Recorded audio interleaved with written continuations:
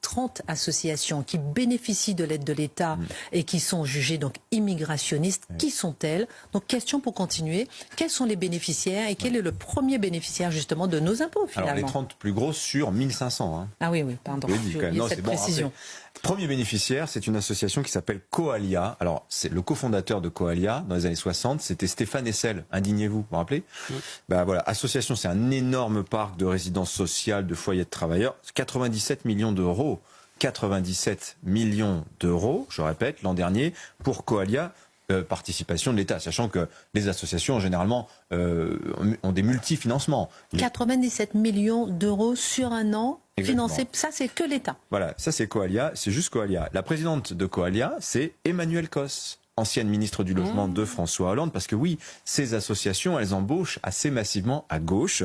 Je vous donne un autre exemple. La deuxième association la plus subventionnée, France Terre d'Asile, donc 57 millions d'euros l'an dernier, tout de même, présidente Najat Vallaud-Belkacem. Vous vous rappelez, la ministre de l'Éducation socialiste, voilà.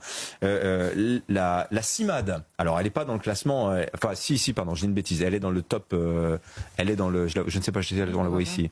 6,3 millions de financement, donc elle mérite d'y être, d'y figurer. 6,3 millions l'an dernier, donc 50% du budget provient de l'État.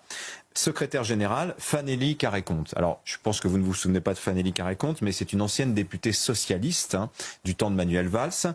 Elle plaidait l'an dernier dans le journal Le Monde, je la cite, pour une société de l'accueil inconditionnel où l'on fait primer l'humanité sur le statut administratif. Vous avez compris? Ça veut dire vous êtes un être humain, vous méritez d'être en France. Il n'y a pas besoin de papier. Le statut administratif, on verra après. Voilà. On a aussi le cas ahurissant d'Equalis. Alors, Equalis, elle est dans le top 10. Donc, budget 80 millions d'euros, dont 12,6 millions qui provient de l'État. Le Canard enchaîné avait révélé en 2021 que son directeur général, Arthur Hanan, lui se versait 12 000 euros par mois. Sans compter l'Audi Q7, ça vaut 90 000 euros, un Audi Q7, payé donc par l'association. Et pour pas faire de jaloux, les 8 principaux directeurs de l'association Equalis touchaient chacun environ 100 000 euros par mois et des cartes prépayées de 5 000 euros. Pour les petits frais, ce genre de choses. Ça rapporte la bonne conscience. Pas mal, Alors, le directeur général a été viré, mais certains directeurs, là, en octobre 2023, je vous parle, ils sont toujours là. L'État devant considérer que finalement, la mission d'Equalis est tellement importante que, bon, on peut bien... c'est pas nécessaire d'exiger un peu de décence dans le fonctionnement de l'association, vous voyez. Mais même chez les associations qui sont gérées le plus honnêtement du monde, et il y en a, bien sûr, évidemment, oui. On a quand même un rapport problématique à la mission qui leur est confiée, leur mission justement de la gestion des demandeurs d'asile, des réfugiés et des clandestins. Alors quelle est cette mission justement et pourquoi les associations d'aide aux migrants mordent-elles la main qui les nourrit? Alors je réponds à la deuxième question d'abord. D'abord je dirais que c'est la faute de l'État.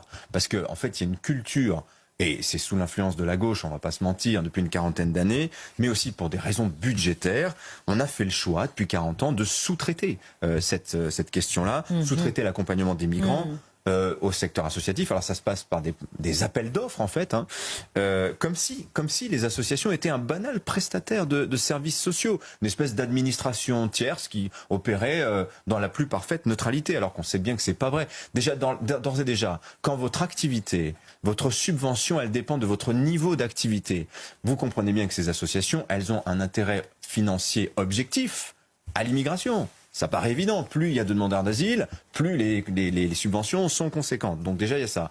Ensuite vous avez la politisation. Enfin, je vous rappelle la déclaration de la présidente de la CIMAD à l'instant, Emmanuelle Cos, Najat Vallaud-Belkacem n'ont évidemment pas perdu leur réflexe de ministre et leur réflexe de femme politique. Ça c'est inévitable.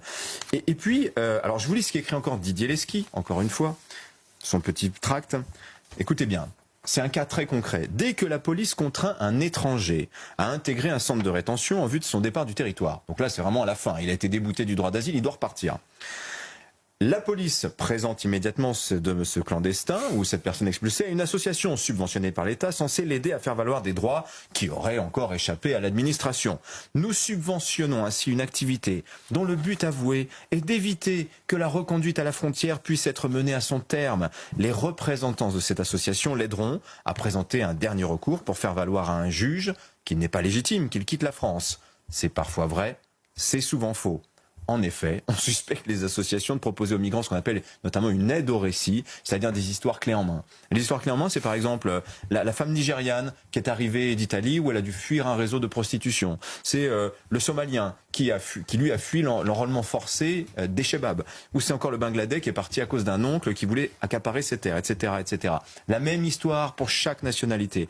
Et vous voyez, quand l'État veut lutter contre l'immigration irrégulière, la main mordue, ben voilà, ce sont quand ces associations se fédèrent, comme en 2019, 8 ONG, dont Amnesty, la CIMAD, la Ligue des droits de l'homme, MSF, saisissent le tribunal administratif pour empêcher la France de livrer des vedettes rapides qui devaient être données aux gardes-côtes libyens pour contrôler l'immigration clandestine qui partait des côtes libyennes. Eh ben, la justice a donné raison à ces 8 ONG et le gouvernement a renoncé à livrer les bateaux. Donc dernière remarque qu'on peut dire, c'est on peut quand même s'étonner que ces associations acceptent l'argent de l'État honni, et en retour, on peut s'étonner aussi que l'État finance aussi généreusement 980 millions d'euros l'an dernier. Et ce sera plus encore cette année, je vous fiche mon billet, ces associations qui travaillent quand même constamment à le rendre impuissant.